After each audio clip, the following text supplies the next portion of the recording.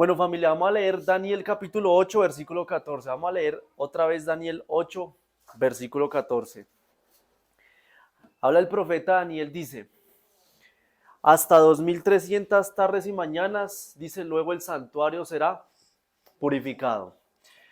Bueno, familia, vamos a tocar un tema bastante interesante, así que por favor necesitamos bastante atención con respecto a este tema porque el tema es fácil. Mire, yo les voy a decir, el tema es fácil.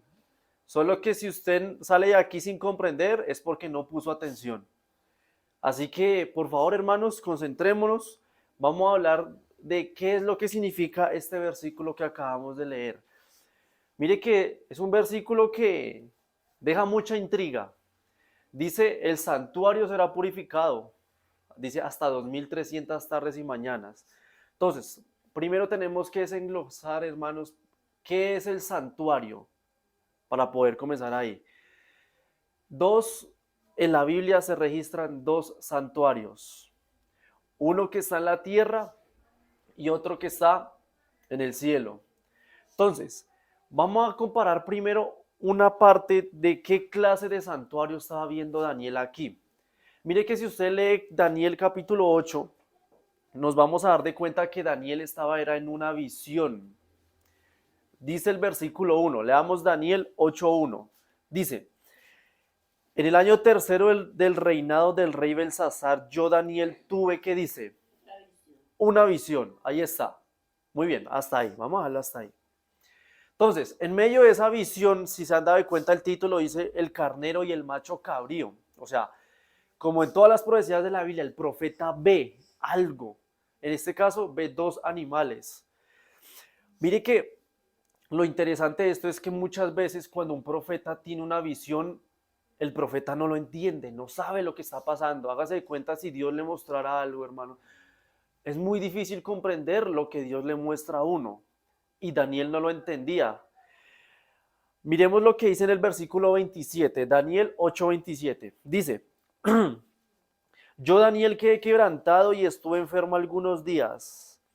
Cuando me levanté atendí los negocios del rey, pero estaba espantado, dice, a causa de la visión y no la entendía. Así que hermanos, prestemos atención porque si Daniel no la comprendió, la idea es que nosotros cuando salgamos de ese lugar tampoco digamos no entendí qué fue el sermón de hoy.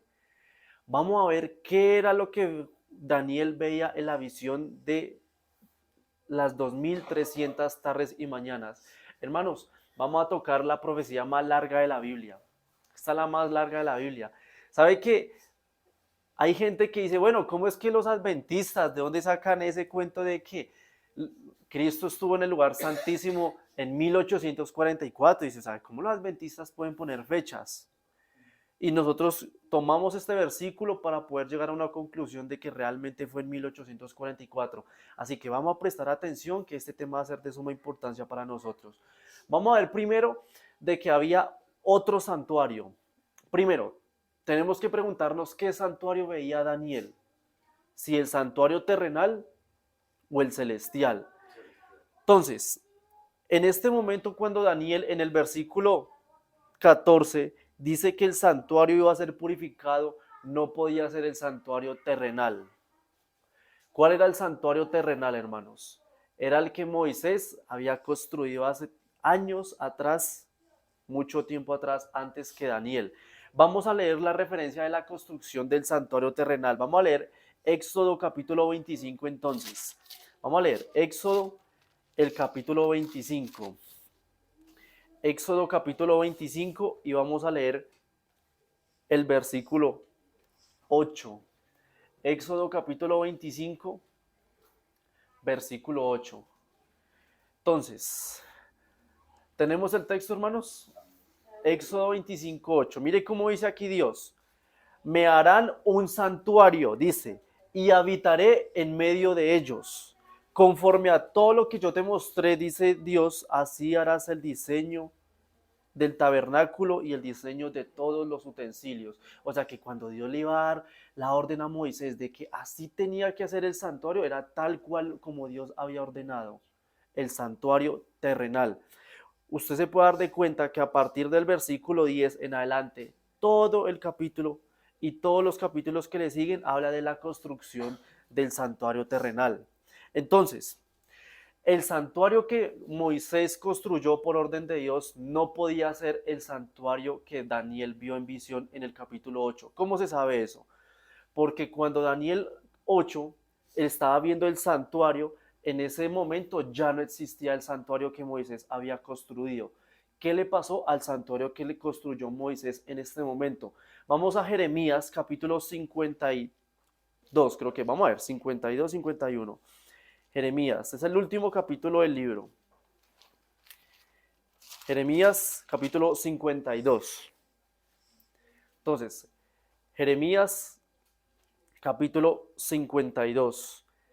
Entonces, dice en el versículo 1, Jeremías 52, 1 dice, ¿eras Sedequías de edad de cuántos años?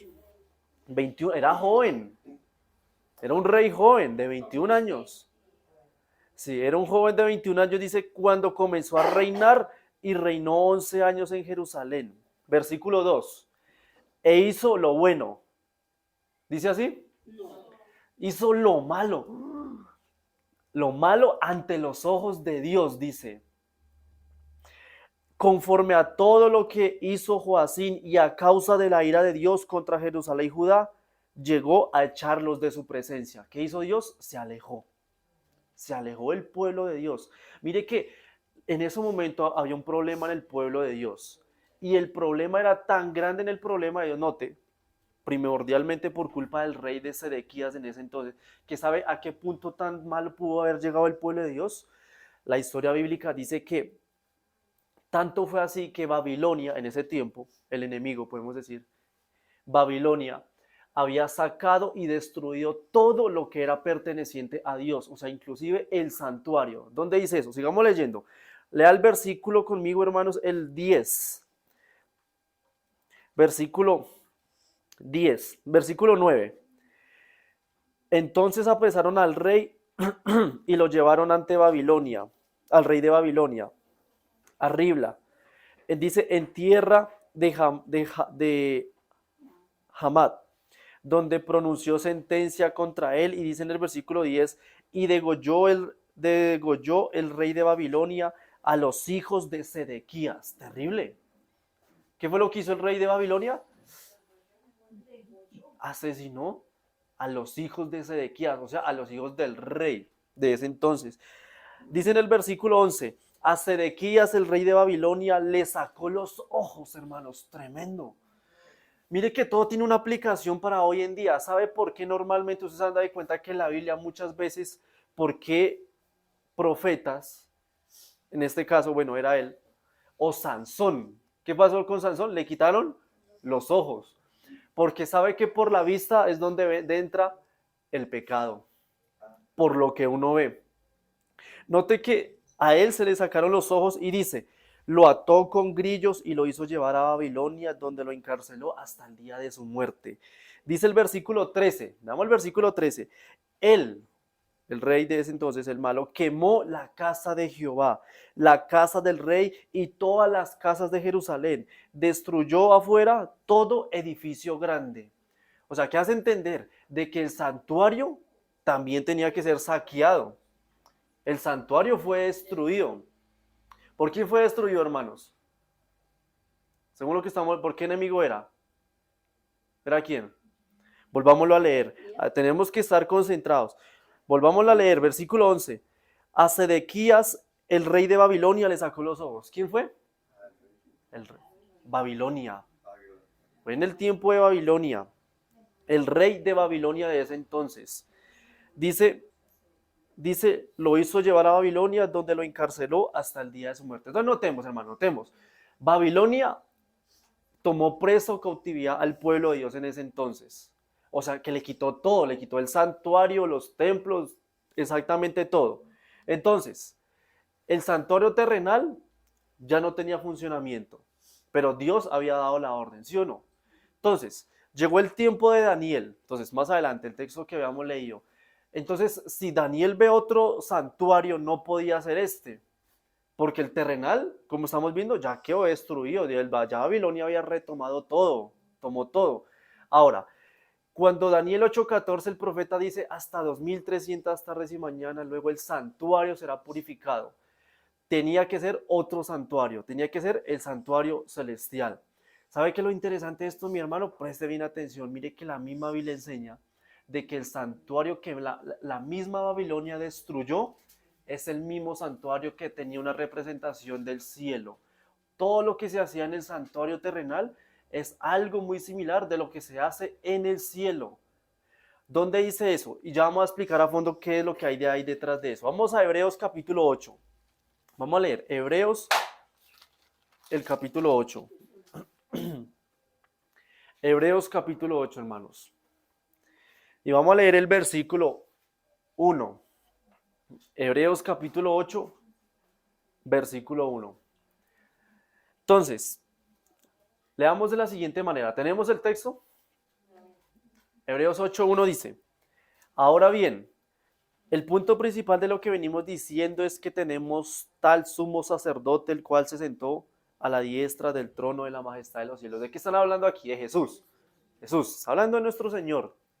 Versículo 2, mire cómo dice, Él es el ministro del santuario y de aquel verdadero tabernáculo que levantó ¿quién? El Señor y no el hombre. O sea, note que Hebreos 8 está diciendo, hay otro santuario. No levantó el hombre. El de Éxodo 25 que leímos, ¿quién lo levantó? O sea, un hombre. No fue, claro, Dios le dio la orden, pero no fue Dios quien lo levanta. Aquí dice que lo levanta Dios. Dice en el versículo 5, saltémosle en el versículo 5. Estos sirven a lo que es figura y sombra de las cosas celestiales, como se le advirtió a Moisés cuando iba a dirigir el tabernáculo diciendo, mira, haz todas las cosas conforme al modelo que se te ha mostrado en el monte. O sea que el versículo 5, ¿a qué versículo fue el que leímos al principio? ¿A qué versículo fue? A Éxodo 25. A Éxodo 25. ¿Sí ve? Cita las mismas palabras de Éxodo 25, versículo 9. O sea, note que aquí el escritor dice que lo que había en el santuario terrenal era una sombra, figura y sombra. Entonces, yo aquí tengo mi sombra, cada uno de ustedes, ahí usted se da cuenta, tiene su propia sombra. ¿Qué es una sombra? La sombra es reflejo de algo material, algo real, algo que existe. O sea que el santuario terrenal era una sombra o una representación del cielo, del santuario celestial, de lo que estaba, exacta, muy bien, exactamente. Entonces, el cielo estaba, pero el santuario terrenal era la representación del santuario celestial. Entonces, ¿cómo vamos hasta acá? ¿Se vamos entendiendo?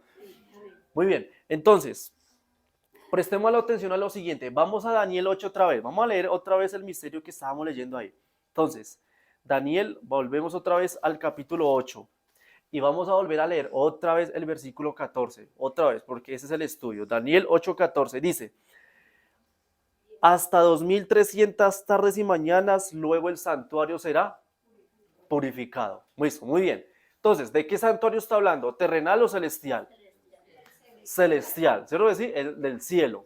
Ahora, otra manera para saber que se está hablando del santuario celestial es que aproximadamente, hermanos, mire, aproximadamente Daniel fue escrito en el año 530 a.C.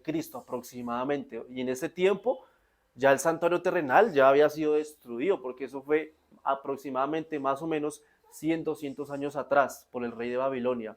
Entonces, la expresión, mire que da una expresión muy extraña. Dice 2300 tardes y mañanas. ¿Qué significa una tarde y mañana? Ustedes recuerdan en la creación del mundo, cuando Dios hace este mundo en 6 días y al séptimo lo descansó. Dice, fue la tarde y la mañana el primer día. Tarde y la mañana el segundo, tercer, etcétera, cuarto día. O sea que cuando aquí el profeta dice hasta 2300 tardes y mañanas, está hablando de ¿qué? 2300 días. Muy bien, mire cómo es sencilla la profecía. Sencilla. ¿Estamos entendiendo? Fácil, mire. Bien, entonces concéntrese más porque mire, este tema es la profecía más larga de la Biblia. Entonces, mire, es fácil de entender. Solo prestemos atención.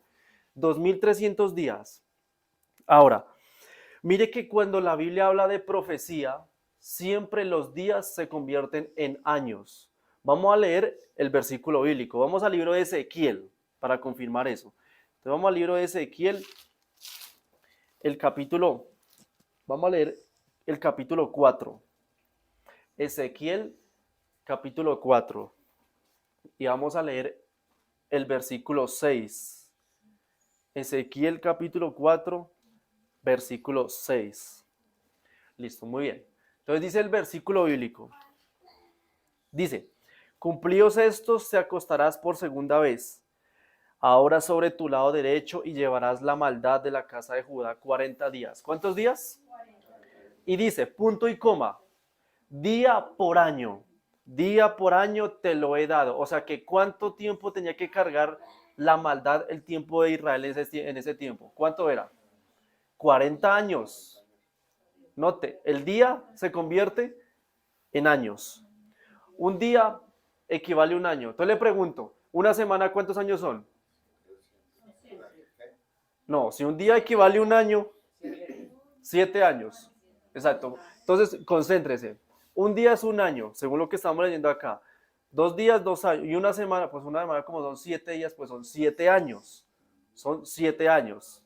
¿Listo? Ahora, Daniel 8:14 dice 2300 tardes y mañanas, o sea, 2300 días. Entonces quiere decir que son 2300 ¿qué? Años. O sea, note, una profecía larga, 2300 años.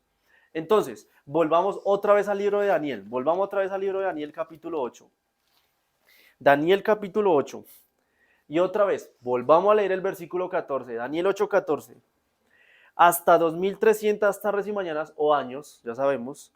Luego el santuario será purificado, santuario celestial. Hermanos, si dice que va a ser purificado, es porque estaba ¿qué? Sucio, contaminado. Algo pasa en el santuario celestial. Algo pasa. Oiga, qué buena pregunta. ¿Acaso hay pecado en el cielo? Muy buena pregunta. ¿O acaso porque hay una clase de purificación que nos está contando aquí? Porque si dice purificación, hay algo que se está contaminando arriba, en el santuario celestial. Entonces, vamos a ver lo siguiente. Para saber por qué Daniel, aquí en plena visión, recordemos que él no la entendía. Él decía, bueno, ¿y purificar de qué? ¿Qué es lo que está pasando en el cielo? ¿Qué es lo que tenemos que hacer para saber qué era lo que estaba pasando en la visión de Daniel? Fácil. Si Hebreos 8, recuerden, Hebreos 8 decía que lo que pasaba en el santuario terrenal era lo que asimismo pasaba en el cielo, figura y sombra, recuerden, figura y sombra de lo que pasaba en el cielo. Entonces tenemos que ver a la luz de la Biblia qué pasaba en el santuario terrenal cuando se purificaban los pecados, porque aquí dice que el santuario iba a ser purificado. Tenemos que ver cómo se contaminaba el santuario terrenal y cómo, por lógica, se purificaba. Mire cómo va teniendo, vamos a ver cómo, entonces, cómo era que funcionaba en el santuario terrenal, para así mismo saber qué está pasando en el cielo. O sea, vamos a prestarle atención porque este es un temazo. Este es un temazo. Sí, sí, vamos a leer Levítico capítulo 16. Vamos a ver entonces qué pasaba en el santuario terrenal. Levítico, entonces vamos a ver al capítulo 16. Levítico capítulo 16. Y por favor, cuando tengamos el capítulo, me avisan para poder explicar. Muy bien, entonces Levítico capítulo 16. Entonces, tenemos el texto, ¿sí? Capítulo 16. Antes de leerles el versículo, el santuario, hermanos, estaba dividido por diferentes partes, el santuario terrenal. Me explico rápidamente. El santuario estaba compuesto de 4 partes. Hay gente que dice que era de 3. No sé si de pronto han escuchado. No, eran 4. Antes de leer el capítulo. ¿Cuáles eran esas 4 partes? El primero era el campamento de los santos. Ese era el primero. El segundo es el atrio, donde se sacrificaban los animales. Luego usted más adelante caminaba y había como una caseta, digámoslo así. Se llamaba el tabernáculo. Y usted entraba detrás de esas cortinas, y ese lugar se le llamaba el lugar santo. Luego habían otras cortinas, y cuando usted ingresaba a ese último lugar, se llamaba el lugar santísimo. Ah, muy bien, sabía, muy bien, excelente, eso, están en la juega, muy bien. Lugar santísimo, estaban al fondo. Hay gente que dice que estaba compuesto de 3 partes a partir del atrio, no, eran 4, porque el atrio, sabe hermanos que el campamento de los santos representa el ministerio de Jesús aquí en la tierra como ser humano y como nuestro ejemplo. Por eso es que Éxodo 25:9 que leímos decía Dios, hazme un santuario y yo habitaré en medio de ellos. O sea, ¿en medio de quiénes? Del pueblo, del campamento. O sea, el campamento era parte de la construcción también del santuario. Entonces, en Levítico 16, mire que el título, yo no sé cómo aparece en su Biblia, en algunos dice el día de la expiación, en otros títulos el día del perdón, en otros decía el día del juicio, en otras Biblias dice así, el día del juicio. Entonces, mire que algo pasaba en este día, el día cuando la persona tenía que estar al día, escúcheme bien, al día, porque si esa persona tenía un solo pecado, uno solo, en ese día, si no estaba al día con Dios, ese día moría. Moría. Leamos Levítico 16. Entonces vamos a leer. Levítico capítulo 16. Y vamos a leer el versículo 30. Levítico 16, 30. Entonces dice, porque en este día se hará expiación por ustedes. ¿Y seréis qué? O sea, ¿cómo tenía que ser el pueblo? Perfecto. Limpios de todos vuestros pecados delante de Jehová o delante de Dios. Dice, día de reposo es para ustedes y afligirás vuestras almas, dice, es un estatuto perpetuo. Mire que dice que era el día de aflicción. ¿Sí sabe qué significa aflicción? Significa tengo que ponerme al día con Dios. Tengo que humillarme ante Dios porque qué clase de pecado uno puede tener y ese día era día de juicio. Da día de expiación, como lo decía el texto. Mire que sabe que esto es muy interesante porque la Biblia dice que esto se hacía una vez al año, una sola vez. Leamos el versículo 34, ahí mismo, 16:34. Esto tendréis como estatuto perpetuo para hacer expiación una vez al año por todos los pecados de Israel. Imagínense. ¿Cuántas veces se hacía? Una vez al año. Muy bien. Una vez que se hacía. Mire que en esta ceremonia pasaba algo muy interesante. El sumo sacerdote de ese entonces, que se llamaba Aarón, él había elegir a 2 animales, 2 machos cabríos. Uno era para Dios y otro era para Satanás. Mire para qué se tomaban estos 2 animales. Vamos a leer el versículo 5, ahí mismo, Levítico 16:5. Dice, de la congregación de los hijos de Israel tomarás 2 machos cabríos para la expiación y un carnero para el holocausto, o sea, para el sacrificio. Versículo 6. Aarón hará traer un becerro de la expiación y hará la reconciliación por sí y por su casa. ¿Quién era el que tenía que hacer la reconciliación por sí y por su casa? Aarón, el sumo sacerdote. O sea, miren que acá hay algo importante. Cuando una persona va a ayudar a otra, en este caso era Aarón, sí, con el pueblo, primero Aarón tenía que hacerse reconciliación, él primero y su familia. Mire que acá hay un detalle interesante. Yo no puedo ayudar primero a los de afuera si yo no estoy bien conmigo mismo y con los de mi iglesia. Dice, reconciliados primero él y su casa. Mire el versículo 8, leamos el versículo 8. Luego echará suertes Aarón sobre los 2 machos cabríos, una suerte por Jehová y la otra por quién. Azazel, hermanos, en el hebreo traduce como cabra emisaria, haciéndole una puntuación a Satanás. Entonces, uno era para él y el otro era para Dios. Bueno, la pregunta es, bueno, o sea, uno para el diablo, eso no tiene sentido. Porque uno dice, ¿cómo así que en pleno día del perdón, cómo así que un animal era símbolo para Satanás? Uno para Dios y otro para... Claro, eso es como raro, eso está muy interesante. Mire qué es lo que sucede primero con el animal que era para Dios. Vamos a leer primero qué era lo que sucedía. Entonces, Vamos a leer el versículo 10,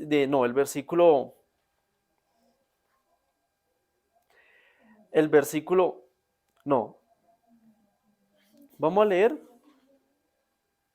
sí, hermanita, sí, el versículo 11, muy bien, dice, hará traer a Aarón el becerro destinado a su propia expiación, hará reconciliar por sí y por su casa y lo degollará como sacrificio de expiación. Leamos el versículo 15, verso 15. Después desgollará al macho cabrío, nota, el que era para Dios, como expiación por el pecado de quién.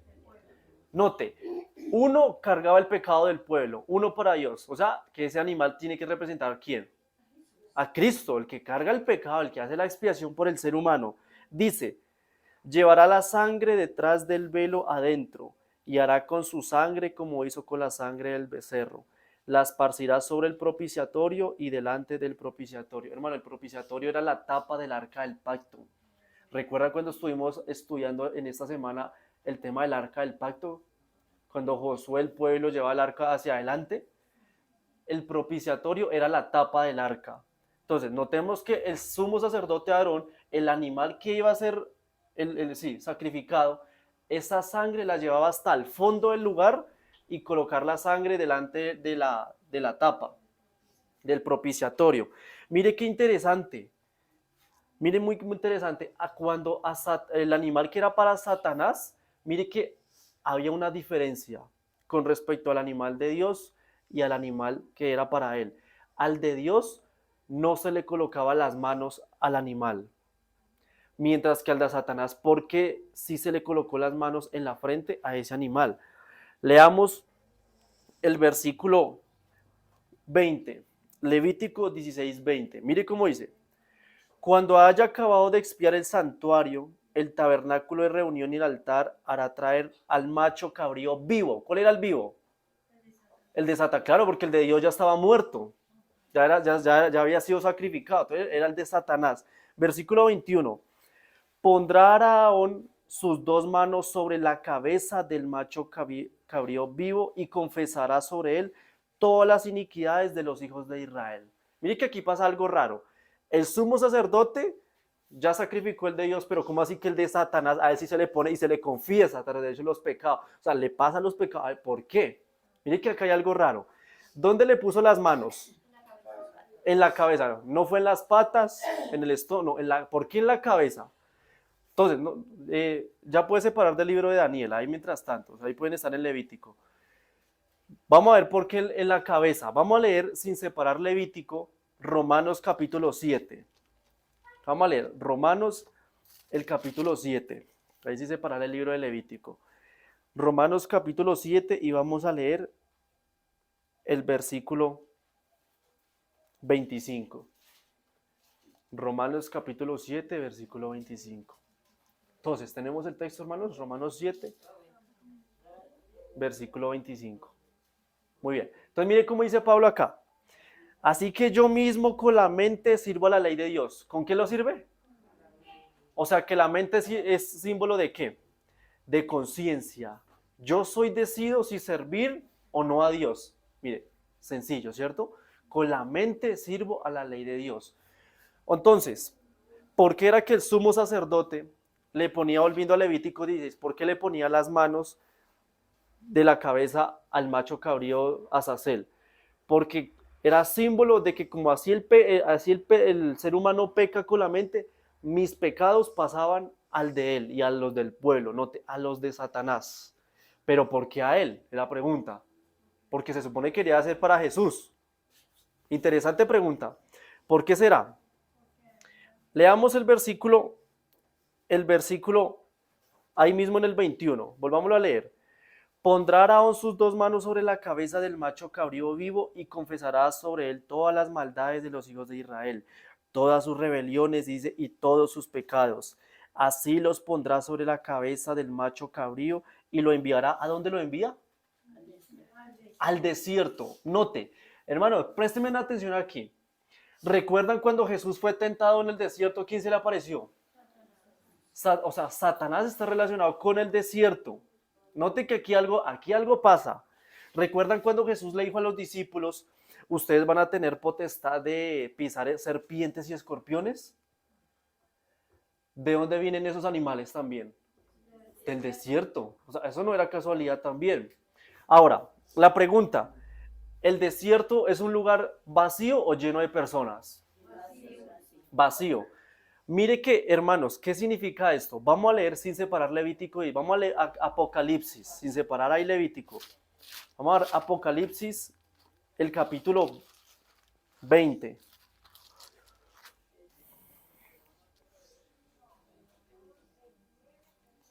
Entonces, Apocalipsis, el capítulo 20, al último libro de la Biblia. Entonces dice en el versículo 1, Apocalipsis 21 dice, yo vi un ángel que descendía del cielo con la llave del abismo y una gran cadena en la mano. Recuerden que Apocalipsis todo esto es simbólico, ¿no? Recuerden. Versículo 2, prendió al dragón y la serpiente antigua que es el diablo y Satanás y lo ató por 1000 años. Muy bien, paremos aquí un momentico. Paremos aquí un momentico. Ustedes recuerdan que hemos estudiado también en el transcurso de la semana que cuando Dios venga, Cristo venga por segunda vez, y lo vimos ayer también, cuando Cristo venga por segunda vez, Dios va a destruir este mundo ¿con qué? Con fuego.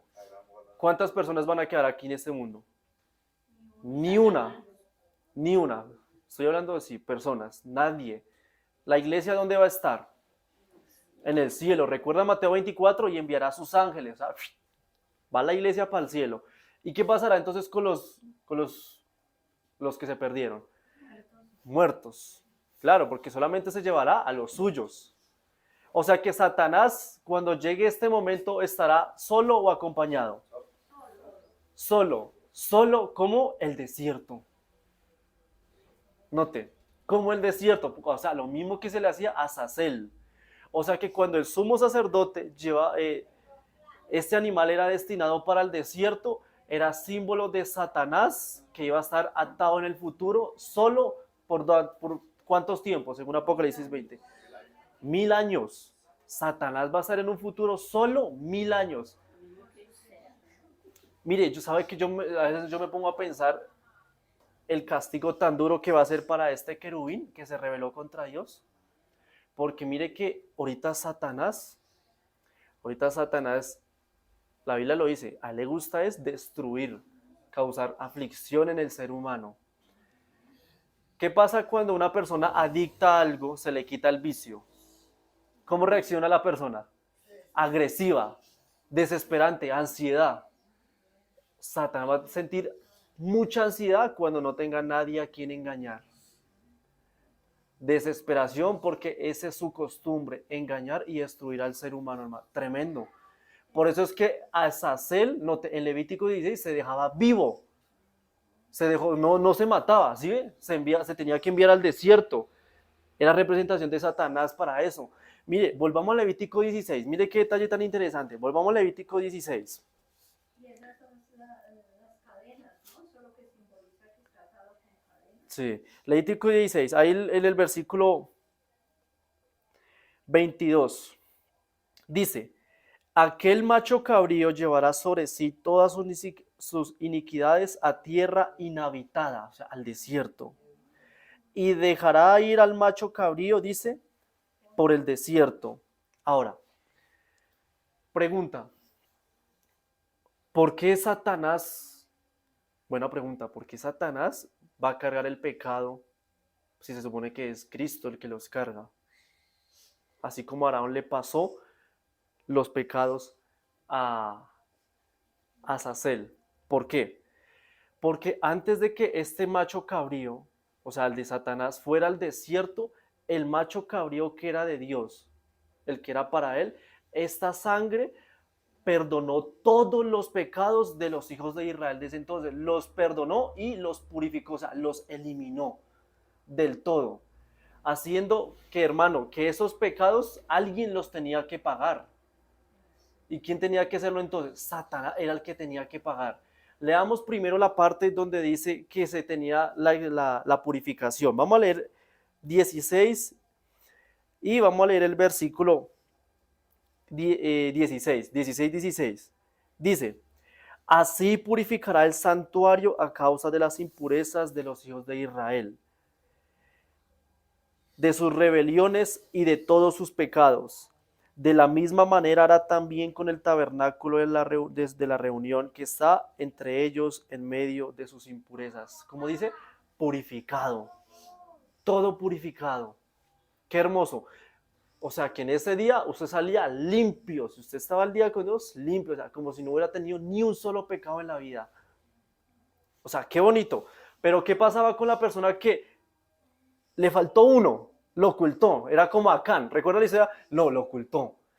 Levítico 17. Mira el capítulo 17, versículo 9. Levítico 17, 9 dice. Vamos a leer el versículo 8. Le dirás también, cualquier hombre de la casa de Israel o de los extranjeros que habite entre nosotros, que ofrezca holocausto o sacrificio, y no lo traiga a la puerta del tabernáculo de reunión para ofrecerlo a Jehová, tal hombre será igualmente, ¿qué? Eliminado. Eliminado del pueblo. ¿Qué pasaba con la persona? Descartada. En ese mismo día moría. Aunque esto es después de la expiación, pero esto también es una ilustración de lo que se hacía en el día del juicio también, el día que moría. Hermanos, Satanás se le tenía que pasar los pecados, no tenemos la ilustración, porque las personas tenían que pagar por el pecado que habían cometido. ¿Recuerdan cuando Pablo dice en Romanos 6:23, la paga del pecado es qué? Y dígame algo, si los hijos de Dios ya habían sido perdonados en ese entonces, en el día de la expiación, ya eran limpiados, o sea que otro lo tenía que pagar. Y en ese caso, ¿quién era? Satanás. Mire que así será cuando Cristo venga por segunda vez. Recuerda Eclesiastés 1:9, ¿qué es lo que fue? Así mismo será. ¿Sabe por qué Satanás hoy en día está tan angustiado de que entre más gente se pierda, mejor para él? Porque entre más gente se pierda, quiere decir menos paga va para él, porque cada quien va a pagar por lo suyo. O sea que si usted muere en Cristo, todos sus pecados van a pagar a Satanás, porque Cristo ya murió por usted, él ya no va a tener que morir otra vez.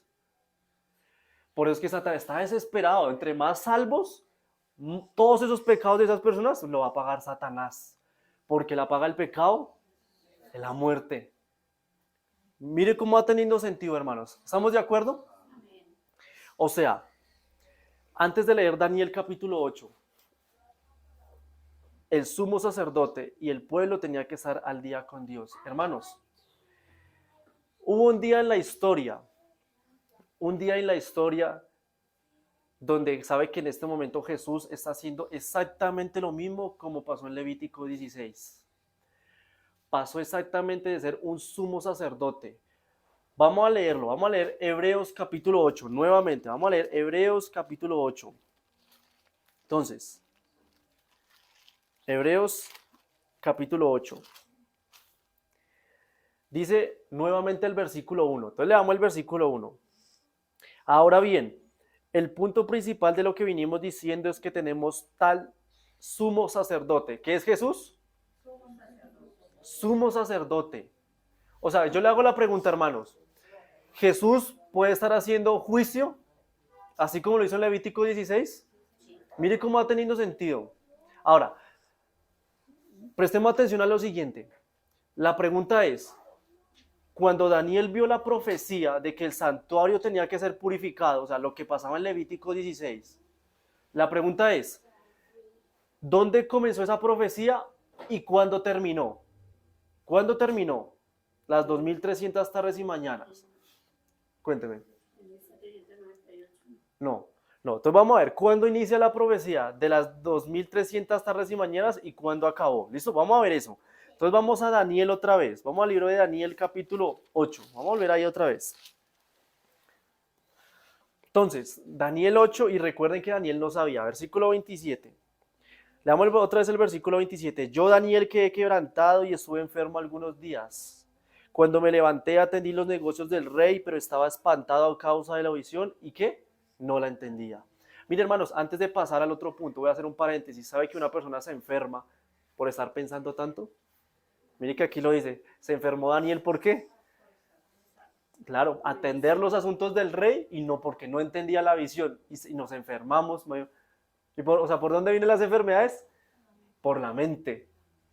Por eso es que muchas veces, hermanos, mire que la ciencia hoy en día ha confirmado que las tristezas, la ansiedad, todo eso afecta también los órganos, también de una persona. Por eso sí ve cómo ha relacionado todo lo que hemos visto del libro de Josué con la reforma pro salud y aún aquí, la mente cómo juega ahí. Él no sabía. ¿Y cuál es la solución, hermano? Usted se ha preguntado, bueno, Dios mío, si en este caso Daniel estaba estresado porque Dios le mostró una visión que él no entendía. En nuestro caso, ¿cuál es la solución cuando hay un estrés intermediario y uno quiere solucionarlo? ¿Qué hay que hacer? Unos se quedan quietos, otros estresando y sacando conclusiones a ver qué es lo que puede pasar. Y otros actúan sin orar. Entonces, todo hay un equilibrio. Mire que Daniel, hermanos, Daniel, mire qué fue lo que hizo. Él oró, pero al mismo tiempo actuó. Mire lo que es el capítulo 9, Daniel capítulo 9. Dice en el versículo 3, Daniel 9:3. Volví mi rostro a Dios el Señor buscándolo ¿en qué? En oración y ruego en ayuno. Versículo 2, ahora veamos el 2, el anterior. En el primer año de su reinado, yo, Daniel, miré atentamente a los libros el número de los años de que habló Jehová al profeta, ¿quién? Note, listo, paremos ahí, note. Note las dos cosas que hizo Daniel. Oró, pero también consultó a la Biblia. En esta ocasión, ¿a quién fue a consultar?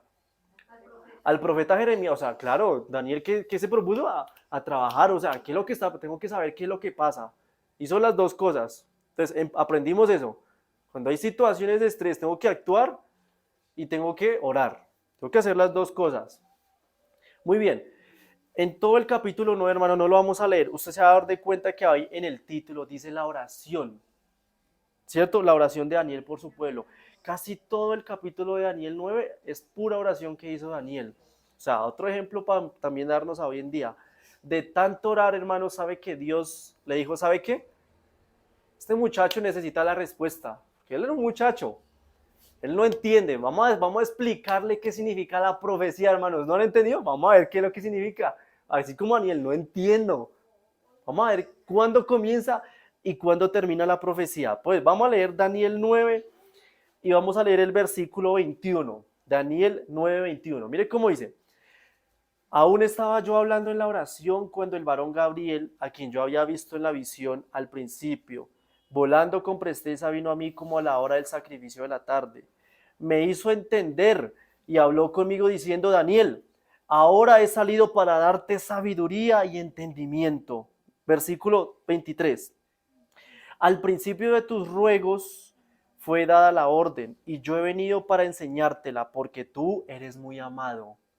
Entiende pues la orden, entiende la visión. Interesante.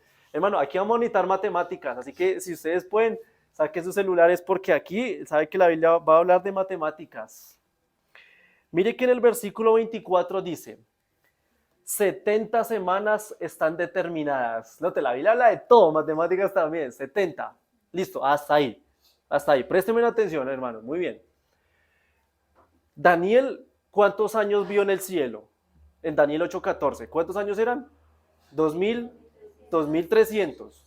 Él no entendía nada. Note. Y aquí dice que de ahí se van a cortar ¿cuántas semanas? 70. Entonces, si son 2300 años, yo tengo que restarle de ese tiempo 70 semanas, porque está diciendo el ángel, van a ser determinadas o cortadas, van a ser restadas. Entonces yo le hago la pregunta, 70 semanas, ¿cuántos años son? Porque te va a pasar los años para hacer la resta. Muy bien, ¿por qué? Porque nosotros multiplicamos 70 por 7, porque 7 es igual a una semana o 7 días. Entonces, 70 semanas por 7, que es 49 o 490 en este caso, 490 años. Entonces, vaya conmigo a la calculadora. Entonces, 2300 menos, ¿cuánto será? 490 años. ¿Qué resultado les da? Creo, oh, no, no me crean todo a mí. Es ver lo que diga el celular. ¿Cómo dice ahí la suma o la resta mejor? ¿Cuánto le da? Da 1800 ¿qué? No, no, no, no, no, no. Revisen el celular, revisen el celular. ¿Cuánto le da? 2300 menos 490, ¿cuánto es? En el celular, porque es una cuenta grande. Da 1810. 1810. Ahí da. Entonces, note que ya el año me lleva hasta 1810. Mire cómo se adelantó harto. La pregunta es, ¿cuándo comenzó? O sea, porque ahí ya me apunta una fecha, pero ¿cuándo empezó? Mire que el mismo Gabriel le explicó a Daniel cuándo empezaba. Le damos el versículo Daniel capítulo 9, ahí donde estamos, y leamos el versículo 25, versículo 25. Sabe pues y entiende que desde la salida de la orden para restaurar y edificar a Jerusalén, hasta ahí. Note que menciona un lugar específico. Dice, desde la restauración, orden y restauración de la edificación de Jerusalén. ¿Qué le pasó a Jerusalén? ¿Qué fue lo que leímos en Jeremías 52? Fue destruida. Muy bien, sí, fue destruido Jerusalén, el santuario, todo lo que había pasado allá. Y dice que se iba a dar una orden. ¿Para qué? Dice el texto, edificarlo, se va a reconstruir otra vez. Hermanos, ya por el tiempo no me da. Esdras capítulo 7, no lo vamos a leer por tiempo. Esdras capítulo 7, sabe que hay un rey que se llamaba Artajerjes. Ahí en Esdras capítulo 7. En el libro de Esdras 7 se relata la orden para edificar Jerusalén, o sea, para volver a construir lo que Babilonia había destruido. Hermanos, préstele bien atención a este detalle, no se lo vaya a perder por nada del mundo.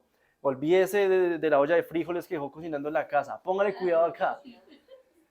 Esta orden, hermanos, según la historia, hermano, presten atención, este orden que fue dado en la historia comenzó en el año 457 antes de Cristo. Eso lo dice la historia. 457 en el año antes de Cristo. Entonces, sencillo. Si me bota el iniciado de 450, mire, eso se lo bota hasta Wikipedia. Eso es muy fácil. Usted, bueno, ¿en qué año se comenzó a construir Jerusalén? ¿En qué año se dio la orden? Porque dice la orden, ¿no? Y el mismo internet, rey Artajerjes en el año 457 a.C., le dice el mismo internet. Imagínense, Daniel que no podía entender eso. Él podía entender que listo, era un rey, pero ¿cuándo iba a saber la fecha? O sea, yo digo, hermano, nosotros somos privilegiados de saber hasta la fecha y todo con la historia, porque por la tecnología, la historia que tiene el ser humano. Entonces, volvamos al celular. Vamos a ver si el año comienza en el año 457. Entonces coloquemos ahí, 457, antes de Cristo, recuerde, eso es antes de Cristo. Tenemos que sumarle, bueno, en este caso, tenemos que darle el resta para saber en qué año nos lleva. Tenemos que darle 2300 años, ¿cierto?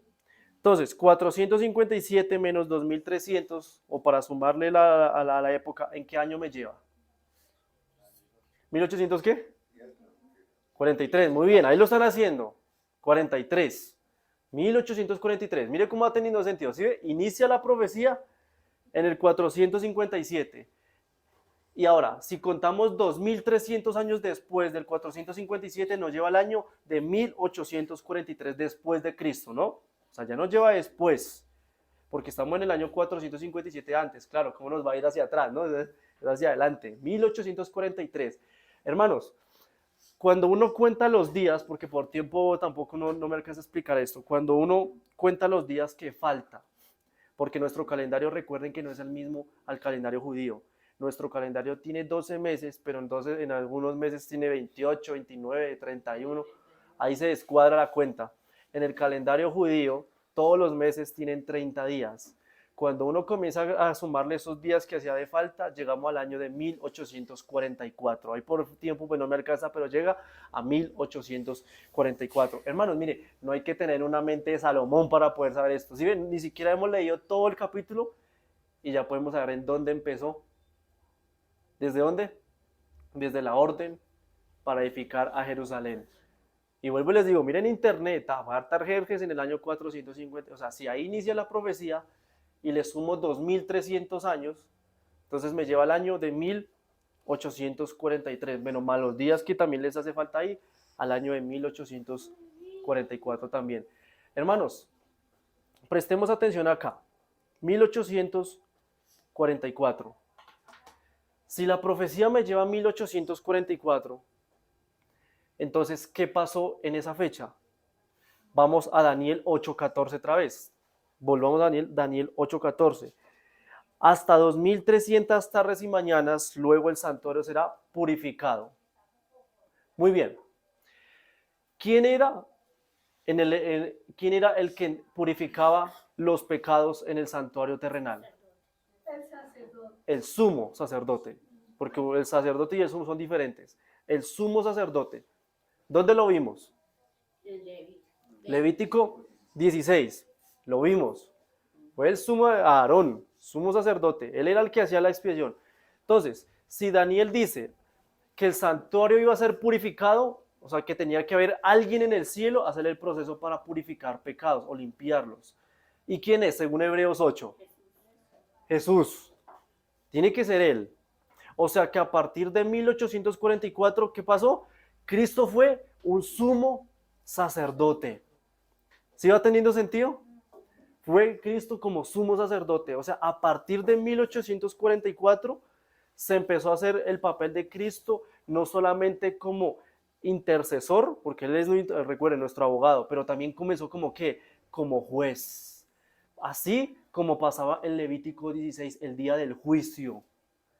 Por eso es que, ¿qué es lo que está pasando hoy en día? Cristo en este momento está haciendo tanto obra por el ser humano, pero al mismo tiempo está determinando quién se salva y quién se pierde, así como en Levítico 16. Con razón Daniel dice, el santuario será purificado. Claro, se está hablando del lugar santísimo, cuando Jesús hace la administración en el cielo para poder obrar quién realmente está con él y quién realmente no lo está. Mire que algo muy interesante, hermanos, con respecto a esto. En 1844 no es casualidad que el mensaje del primer ángel diga de la siguiente manera. Vamos a leer Apocalipsis capítulo 14. Apocalipsis capítulo 14. El mensaje del primer ángel. Entonces vamos a leer Apocalipsis capítulo 14 y el versículo 7. Apocalipsis 14, 7. Dice de la siguiente manera. Decía a gran voz, temed a Dios y dale la gloria, porque la hora de ¿qué? De su juicio ha llegado. O sea, que qué época, claro, ahí estamos hablando cuando Juan escribió esto, fue aproximadamente en el 90, 100 después de Cristo. Pero cuando dice la hora de su juicio ha llegado, o sea, se estaba refiriendo a la visión de 1844, cuando Cristo comienza su papel como sumo sacerdote para juzgar. La hora de su juicio ha llegado. O sea, que en este momento no se sabe, hermanos, cuándo Cristo puede terminar la hora de allá arriba. Hay gente que dice, cuando Cristo venga por segunda, ese día me arrepiento, me cambio, le pido perdón, error. Porque ¿cuándo fue que en Levítico 16 se tenía que perdonar pecados? En el tiempo cuando el sumo sacerdote estaba adentro, haciendo el proceso de la expiación. ¿Recuerda? Murió el animal y en la sangre ahora era que llevaba al lugar santísimo, sí, al santuario, así es. Mientras hacía el proceso, la sangre y bueno, y lo demás poniéndolo en el arca, hasta que saliera no se terminaba el proceso. Así que así será también en el proceso del santuario celestial. Cristo en este momento está como sumo sacerdote. O sea, imagínense, bueno, de pronto no sé si han visto el tema de las vestimentas. Así, vestido como sumo sacerdote, con la túnica blanca y con las 12 piedras, bueno, todo eso. Pero cuando venga, ya dejó de ser sumo sacerdote. Ahora seguirá el papel de rey de reyes y señor de señores. ¿Recuerdan en Apocalipsis cuando dice Juan, he aquí que todo ojo lo verá? En Apocalipsis 1:7. Y más adelante, unos capítulos más adelante, dice, en el brazo derecho, creo, en el muslo, decía rey de reyes y señor de señores. O sea, ya no viene como sumo sacerdote a perdonar pecados. Ya viene es a rescatar al pueblo de esta tierra, hermanos. Tremendo.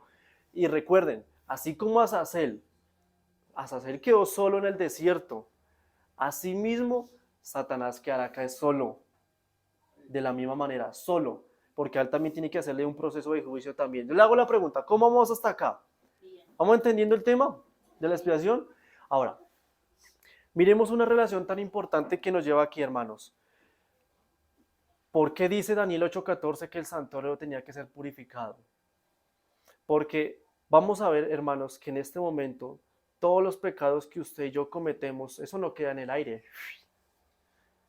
Esos entran al santuario de arriba. Se entran allá arriba. ¿Cómo sabemos eso?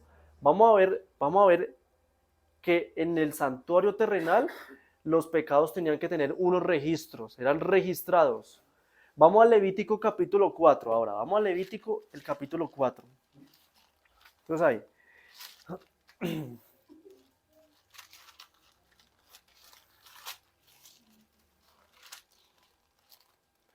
Entonces, Levítico el capítulo 4.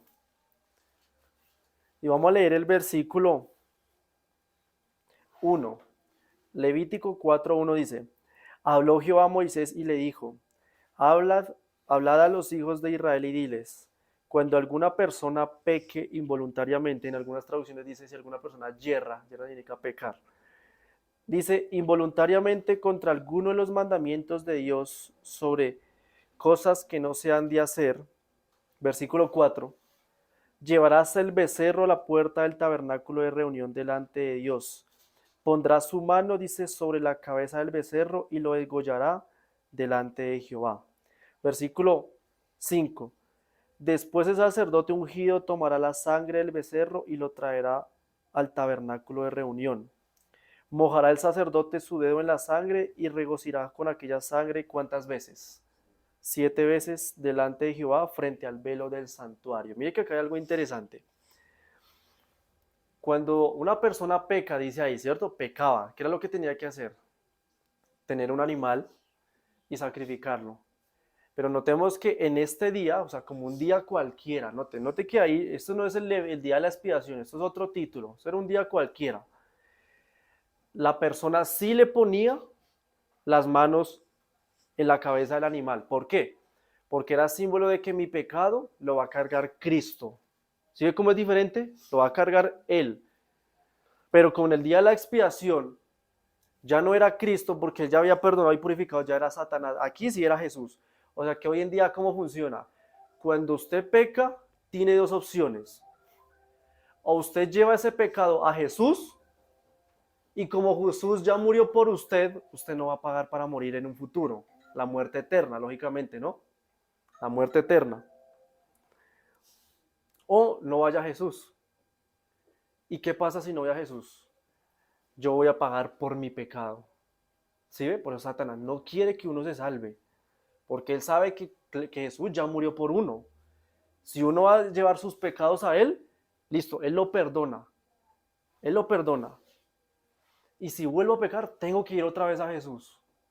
Porque uno que no confiese, uno que no lo diga o lo guarde, ¿qué va a pasar como en el día de la expiación? Será eliminado o radicado del pueblo. O sea que cuando Jesús venga por segunda vez, hermanos, ahí es donde la gente va a decir, Señor, Señor, pero yo profeticé en tu nombre. ¿Y qué es lo que decía Jesús? Apartaos de mí. Mateo capítulo 25. ¿Recuerdan? Mire cómo se conecta el santuario con el tiempo del fin en Mateo 24. ¿Sabe que Mateo 24, hermanos, de paso? Mateo 24 y Mateo 25, los dos en el griego son un solo sermón que Jesús hizo. En la Biblia al español no los separó, 24 y capítulo 25, pero en el griego Jesús hizo una sola introducción. Habló del fin del mundo y lo comparó con las 10 vírgenes. Por eso llega la introducción también de las 10 y el juicio de las naciones. Hermanos, cuando una persona peca, note que el sacerdote, si ven que ahí dice que la sangre tenía que introducirse en el velo, dando a entender que ¿qué? Que la sangre, hermanos, hoy en día es tu pasaporte para ir al cielo. O sea, el perdón de Cristo. Por eso es que ahí es donde vienen nuestros dichos. Nosotros no merecemos nada para ir al cielo, es la sangre de Él. O sea que cuando una persona va a Cristo, ¿qué es lo que está haciendo? Aceptando la sangre que Él derramó en lugar de uno. Mire qué interesante ese tema. Con razón el animal, una vez una persona me dijo, ¿y por qué Dios utiliza esos métodos tan como tan macabros, decía nadie, porque Dios tenía que utilizar animales para poder morir, porque el ser humano tenía que entender por la vista que así mismo iba a morir Jesús años después en la cruz del Calvario. Entonces pongámosle en lugar de Caín, no, llevémosle frutas. ¿Qué aprende el ser humano? Nada, ¿qué va a aprender si ahí no está sacrificando a una fruta? No, no es un ser vivo. ¿Sí ve cómo ha tenido sentido? No hay derramamiento de sangre. No hay derramamiento de sangre, exacto, no hay perdón. Hermanos, todos los pecados van siendo registrados. Y mire, yo le hago la pregunta, en Levítico 16, hermanos, concéntrese, ¿cuándo fue que el pecado fue borrado de las personas? Ojo, no perdonados, borrados. ¿Cuándo fue? Sí, sí, también. Fueron borrados cuando todo el pueblo estuvo al día de comunión con Dios antes del día del juicio. Recuerde, todos tenían que estar al día para el entonces. Hermano, ¿sabe qué hace entender esto? Nuestros pecados hoy en día, ¿sabe que son perdonados pero aún no han sido borrados? No han sido borrados. Es un error enseñar diciéndole a la gente, hoy si tú vas a Cristo, todos tus pecados van a ser borrados del cielo. Error. Están ahí arriba como perdonados, no borrados. Porque va a ser borrados cuando, ¿qué? Cuando, así como el sacerdote en Levítico salía y ponía los pecados en Satanás para que ahora él los pagara, ahora sí, así será cuando Cristo venga. Nuestros pecados, hermanos, si morimos en Cristo, todos los pecados van a pagarlo Satanás. Y ahí es donde van a ser borrados de nuestra vida. Ahí es donde Cristo, recuerdan en el libro del Apocalipsis, dice, el que no se haya inscrito en el libro de la vida. ¿Por qué? Porque el libro de la vida es el que registra a la persona quien murió en Jesús. Y el que murió en Jesús, hermanos, es una persona como si nunca hubiera pecado. Nunca hubiera tenido ni un registro de... O sea, eso es bonito, es una promesa muy hermosa. Por eso es que se nos enseña, hermano, como iglesia, que la consagración no es a la última hora. Porque no sabe nadie, como dice la Biblia, ni el día ni la hora cuando Cristo venga. Y aún cuando una persona puede morir. Porque cuando usted muere, usted no asegura si confesó todo lo que tenía que decir o no aceptó a Jesús en su corazón. Imagínese, hermano. Por eso es que el día del juicio, si ve que cuando Daniel en 8:14 dice, el santuario será purificado, vio la visión cuando Cristo estaba haciendo la intervención en 1844. Cristo como sumo sacerdote estaba haciendo el proceso de purificación de pecados, hermanos. No es que en el pecado había, no es que en el, perdón, en el cielo no era que en el cielo habían pecado, eran los registros. ¿Sí ve? Los registros como se hacía aquí en el libro de Levítico. Hay un texto, hermano, que se me viene a la mente, la verdad no me acuerdo en qué capítulo exacto está, pero en Jeremías. Creo que es Jeremías capítulo 4. Después yo lo busco mientras les voy comentando. Donde dice que los pecados eran registrados. Podían ser perdonados, pero no borrados. Jeremías capítulo 4.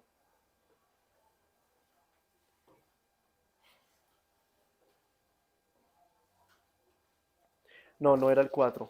Bueno, ese versículo se los debo. Pero decía que el pecado era escrito en los cuernos del altar. O sea, era apuntado. Y recuerden que el altar del incienso era donde la oración de las personas iban a la oración. O sea, era apuntada todas sus oraciones, todos sus pecados y confesiones, no eran borrados. Lástima que ese texto realmente, hermano, no lo tenía en la prédica, pero se me vino así, de pronto lo quería encontrar, pero no me acuerdo dónde está. Hermanos, Daniel dice 2300 tardes y mañanas, 1844 empezó el día del juicio, hasta hoy en día no se sabe cuándo acabará. Sabe que cuando Cristo venga, cuando Jesús venga por segunda vez, Cristo cuando habla en la Biblia, nadie sabe ni el día ni la hora, se está refiriendo exactamente es al cierre de la gracia. O sea, cuando Cristo, en otras palabras, salga del lugar santísimo de ese, o sea, deje de ser sumo sacerdote. Claro, también habla de su segunda venida, ¿no? Cuando venga aquí a la tierra. Pero más exactamente está hablando del cierre. Nadie sabe cuándo Él termine allá arriba, hermanos. Porque a Noé, ¿cuánto tiempo fue que le dio de gracia? 120 años. Ahora, la pregunta es, nosotros en este momento como generación, ¿cuánto tiempo de gracia llevamos? ¿Cuánto tiempo de gracia? Si comenzó en 1844, ¿cuánto tiempo tenemos de gracia? Entonces, pues yo voy a la calculadora. Entonces, 2024, entonces estamos en el 2024 y esto comenzó en 1840. Llevamos 180 años de gracia, hermanos. O sea, nosotros, Dios nos está dando más tiempo que en el tiempo de Noé. Imagínense. O sea, mucho amor que Dios no tiene por claro, porque hay 120 años, esto ya se hubiera acabado. Ya no existe, no estaríamos en este mundo. Y no se sabe hasta cuándo, hermanos. Por eso es que si ve que la Biblia cada vez más los eventos que uno se ven cumpliendo. Miren, no es casualidad, yo siempre no es casualidad que usted esté en la iglesia. ¿Sabe que la Biblia dice que Dios fue el que lo trajo a usted? No fue usted solo, vamos a ir a la iglesia a ver qué pasa. Algo, y ese algo era Dios. Vamos a leer ahí Hechos capítulo 2. Mire que fue Dios. Hechos, el capítulo 2. Vamos a leerlo. Hechos.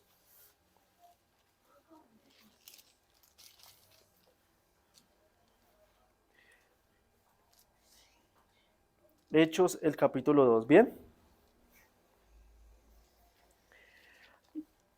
Y vamos a leer el versículo 17. Hechos 2, versículo 17 dice: En los postreros días, dice Dios, derramaré de mi espíritu sobre toda carne y vuestros hijos y vuestras hijas profetizarán. Vuestros jóvenes verán visiones y vuestros ancianos, ¿qué dice? Soñarán sueños. Oigan, ¿no es casualidad lo que hablamos esta semana? Los sueños. Cuando dice en los postreros días, los últimos. Mire que no es casualidad que tanta gente esté soñando cosas muy similares. Yo he soñado que me hice un hermano con la segunda venida de Jesús.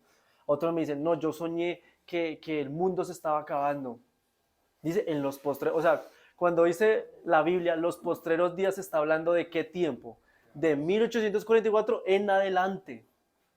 Ahora, hermano, ¿sabe que en 1844, sabe que no solamente empezó el juicio de Cristo, el juicio investigador de arriba, ¿sabe qué más empezó? El tiempo del fin. Leamos Daniel 8. Mire que en el mismo capítulo de Daniel lo dice. Vamos a leer Daniel, el capítulo 8. Daniel 8. Vamos a leer nuevamente el versículo 14. Vamos rápidamente. Daniel 8, 14, hermanos. Dice: hasta 2300 tardes y mañanas luego el santuario será purificado. Versículo 17. Vino luego de donde cerca yo estaba, y al venir yo me asusté, dice Daniel, y me postré sobre mi rostro, pero él me dijo: entiende, hijo de hombre, que la visión es ¿para cuándo? Para el tiempo del fin. O sea que si ve, está en el contexto de 1844. O sea que en 1844 también empezó el tiempo del fin. Versículo 19, miren el versículo 19. Dijo: yo te enseñaré lo que ha de venir al fin de la ira, porque esto es, ¿para cuándo? Para el tiempo del fin. Versículo 26, Daniel 8:26. La visión de las tardes y mañanas que se ha referido es verdadera, y tú guarda la visión porque es para muchos días o para muchos años, como también lo vimos. ¿Sí? O sea, tiene que estar hablando por el mismo capítulo de 1844 en adelante también, hermanos. No es casualidad, hermanos, les voy a compartir esto, donde en 1844, ¿sabe qué más Satanás hizo? Este sí era Satanás. Se levantó el tema del revolucionismo. ¿Se han escuchado el tema de la evolución del mono? O sea, no fue casualidad que en esa fecha Satanás levantó esto. Utilizó a un hombre que llamaba, ¿cómo era? Charles Darwin. Ese años atrás ya estaba hablando de eso, pero en 1844, hermano, sacó un libro. Y ese libro se hizo muy famoso, hermanos, que hablaba sobre la teoría del hombre, que supuestamente usted y yo venimos del mono. O sea, dígame si algo, eso no ataca el mensaje del primer ángel, dale a Dios, teme a Dios y dale gloria. O sea, no es Él, no venimos de un mono, hacemos tributos al Creador. O sea, si ve que no es casualidad que el diablo las fechas se las sabe, el diablo se sabe las fechas. O sea, el diablo sabía de esta profecía. ¿Qué más pasó en 1844? Nosotros como adventistas sabemos que en el cielo sucedió eso y en la tierra pasó el gran chasco. ¿Qué pasó en 1844, el 22 de octubre de 1844? Decía todo el mundo, bueno, Cristo viene, va a venir Jesús, prepárese hermano. ¿Y por qué? ¿Por qué va a venir Jesús? Y un hombre, Guillermo Miller, y otros hombres a nivel mundial, decía, hermanos, que mire, Daniel 8, y estábamos así como estamos ahorita usted y yo. Y hermano, la fecha era la misma, 1844, pero ellos entendieron que la purificación del santuario que usted y yo estamos leyendo, ellos creían que era la segunda venida de Jesús. Ellos creían, pero no era la segunda venida de Jesús. Cuando la gente supo, hasta los ateos, uy, tiene razón, tiene todo con la Biblia, convirtámonos al cristianismo. Ahí sí, podemos decir, los cristianos de esa época, ahí sí, los que no eran consagrados, ahí sí, Señor, perdóname, y ahí sí de una me bautizo, de una. Todos estaban preparados para ese día. Cuando llegó el 22 de octubre de 1800, todo el mundo a nivel mundial esperando. Mire, eso en internet, eso para hermanos, qué día tan tremendo lo que pasó en este mundo. Cuando no llegó Jesús, ¿sabe que cuando Cristo no vino en 1844, la gente quedó, por eso dice, chasqueada, desanimada, decepcionada? Y saben normalmente que la iglesia adventista, hermanos, yo no sé si no se le haga extraño por ahí que usted se encuentre a ciertas personas que dicen que la iglesia adventista es falsa, dicen así. ¿Por qué? Que porque supuestamente nosotros fuimos los que apoyamos la idea de 1844. Nosotros, mire que a pesar de que, bueno, en ese momento no existía la iglesia adventista, ¿no? No existía en 1844, pero la iglesia adventista fue la única iglesia que apoyó de que la profecía fue correcta, pero se equivocó Guillermo Miller, fue en el evento. No era la segunda venida de esos que iba a venir, se equivocó en el evento. La fecha era correcta. Vimos 1840, hicimos las cuentas y todo, pero se equivocó, fue en el evento. Era Cristo que en el cielo iba a ser sumo sacerdote, no era que iba a venir a la tierra. Claro, a la gente de otras denominaciones, a mí por lo menos me han dicho, yo no sé usted qué hace en una iglesia adventista, si allá ustedes fueron los que hicieron equivocar a las fechas de la segunda venida de Jesús. Cuando sabe que nosotros como adventistas, hermano, usted sabía que nosotros estábamos profetizados en Apocalipsis capítulo 10 como adventistas. ¿Dónde dice eso? Vamos a leerla esto ya para terminar, hermano. Apocalipsis capítulo 10. Mire lo que dice Apocalipsis el capítulo 10. Y vamos a terminar leyendo el versículo 10. Vamos a leerlo ahí. Apocalipsis 10:10 dice: entonces, dice Juan, tomé el libro de la mano del ángel y me lo comí. En mi boca era dulce como la miel, pero cuando lo he comido, dice, amargó mi vientre. Él me dijo, o sea, el ángel, es necesario que profetices otra vez sobre pueblos, naciones, lenguas y reyes. O sea, porque dice aquí el ángel, tienes que volver a profetizar. ¿Por qué? Porque estaba hablando del chasco que iba a pasar en 1844 también, hermanos, cuando se iban a equivocar. Por eso es que ¿qué es lo que hacen nosotros hoy? ¿Qué es lo que hacemos nosotros hoy en día? Predicar al mundo entero la verdad de los tres ángeles. Y recuerden, el mensaje del primer ángel, que es lo que apunta a Dios como el creador y al sábado. Hermanos, miren, el tema del juicio investigador, note que es un tema bastante profundo con lo que tocamos en el libro de Daniel, pero aunque sea así por encima, notemos que fue algo fácil de entender. Miremos la importancia que Cristo ahora tiene como papel de sumo sacerdote con nosotros, hermanos. Yo no sé si usted sabía el tema de 1844, pero dejo la responsabilidad, aún la gente para la que lo mira en las redes sociales, ahí dejamos para que calcularan todo, hasta con la calculadora, todo. Y miramos cómo las profecías, todo estaba de acuerdo a su tiempo y a su lugar. Hermanos, solamente queda un evento, y es el día del evento cuando Jesús dijo en Mateo 24, porque nadie sabe ni el día ni la hora. O sea que, hermanos, no sabemos cuándo Jesús venga, pero Él tiene que ser nuestro motivo de vivir. Es nuestro abogado, pero recordemos, Él también es nuestro juez. Es muy duro que el mismo abogado sea el que incluso puede ir en contra de nosotros. Familia, meditemos en este mensaje. Cristo nos quiere salvar. Jesús es nuestro abogado, nuestro intermediario. Está en su corazón, hermano, está en su corazón. Bueno, ¿yo qué sigo haciendo en este mundo? O sigo en las cosas de la vida, sigo en el desperdicio del día a día, en las cosas del mundo, en mis problemas, y no le entrego esto a Jesús para que Él me comience a cambiar, porque eso no es de la noche a la mañana. O solamente sigo viniendo a la iglesia es por curiosidad. Eso no es curiosidad. Hoy es el tema de la decisión. ¿Qué fue lo que vimos en Josué? Recuerdan el capítulo, en uno de los capítulos que vimos cuando Dios le dice, santificados para cuándo? Para mañana. O sea que la santificación tiene que ser lo más pronto posible, hermanos. Así que con este mensaje, hermanos, antes de orar, quisiera saber si alguien de pronto tiene una pregunta con respecto a este tema, hermanos. ¿Qué preguntas tienen con respecto al tema de 1844? ¿Pensativos? ¿El tema pensativo? Claro, deja mucho que pensar, ¿cierto? Pero lo importante es reflexionar lo que podemos aprender el día de hoy. Hermanos, Dios me los bendiga grandemente y que este sábado sea para la honra y la gloria hacia Él, hermanos. Vamos a ponernos de rodillas para orar.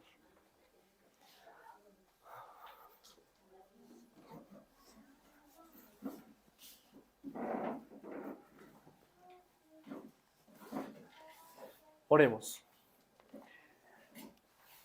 Padre Celestial, Señor, te damos gracias una vez más, Señor, por tener la oportunidad de predicar tu palabra. Gracias, Padre Celestial, porque hemos tocado un tema bastante importante donde sabemos que tu Hijo en este momento está haciendo el papel de sumo sacerdote en el santuario celestial, Señor. Desde 1844 se ha iniciado esa gran obra en el cielo, la cual por amor a nosotros también has extendido tu gracia, Señor. Porque como también está escrito en tu palabra, donde abunda el pecado, sobreabunda la gracia, Señor. Gracias por ser un Dios de misericordia, darnos tiempo para poder seguir cambiando y, Señor, queremos pedirte como pueblo que nos sigas ayudando a cambiar nuestras vidas, cambiar de mente, tener esa nueva disposición para ti, Señor, para las cosas que realmente importa, que es el reino de los cielos, Señor. Sabemos que hay cosas en esta vida que todavía nos separan, hay cosas que todavía nos aferramos.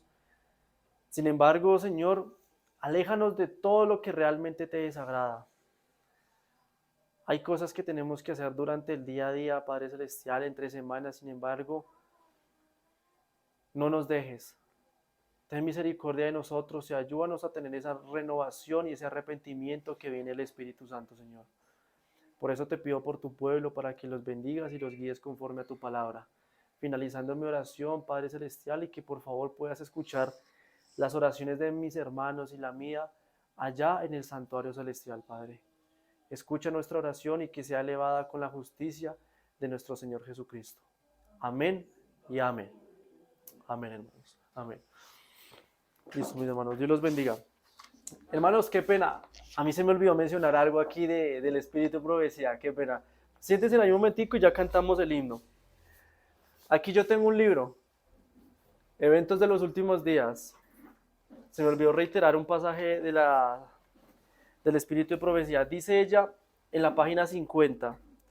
La iglesia adventista del séptimo día ha de ser pesada en la balanza del santuario.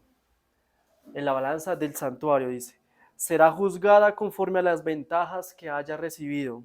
Si su experiencia espiritual no se corresponde con los privilegios que el sacrificio de Cristo le tiene asegurados, o si las bendiciones conferidas no la capacitaron para cumplir la obra que se le confió, se pronunciará contra ella una sentencia y se le va a decir hallada falta. Será juzgada la iglesia según la luz y los privilegios que le fueron confiados. Hermanos, no cabe duda en este momento, los ángeles están anotando lo que hicimos el día de hoy. Ahora sí, Dios me los bendiga, hermanos. Vamos a entonar el himno entonces, el 234.